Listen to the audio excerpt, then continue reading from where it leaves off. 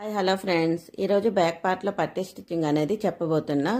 మనకి చేతితో హెమ్మింగ్ చేసే పని లేకుండా, చేతి పని లేకుండా నీట్గా వచ్చేటట్లు చూపించబోతున్నా. ఓకేనా? ఫస్ట్ ఒక 1.5 ఇంచ్ ఉండేటట్లు ఒక క్లాత్ని తీసుకొని దానికి వన్ సైడ్ ఫోల్డింగ్ చేసి స్టిచ్చింగ్ చేసేసుకోండి.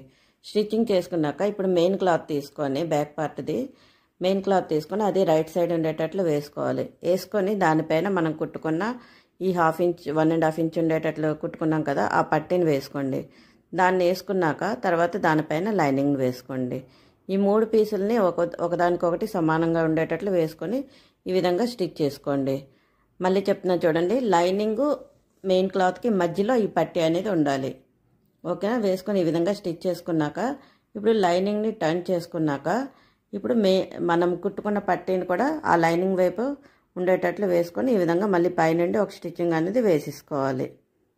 వేసుకున్నాక ఇప్పుడు లైనింగ్ మెయిన్ క్లాత్ మళ్ళీ టర్న్ చేసుకోండి. టర్న్ చేసుకున్నాక ఇప్పుడు మెయిన్ క్లాత్ పైన కార్నర్కి వచ్చేటట్లు ఒక స్టిచ్చింగ్ వేసుకోండి. ఓకేనా? ఈ స్టిచ్చింగ్ అంతా అయిపోయాక మనకి పట్టీ అనేది చూడడానికి చాలా నీట్గా ఉంటుంది. తర్వాత హెమ్మింగ్ చేసే పని అనేది ఉండదు. ఓకేనా ఫ్రెండ్స్? ఈ ఐడియా అనేది ఎంతమందికి తెలుసో ఒక చిన్న కమెంట్ చేయండి. ఆ తర్వాత మనం నెక్ అవన్నీ కుట్టుకుంటే సరిపోతుంది. బ్యాక్ పార్ట్ అనేది రెడీ అయిపోతుంది. నచ్చితే తప్పకుండా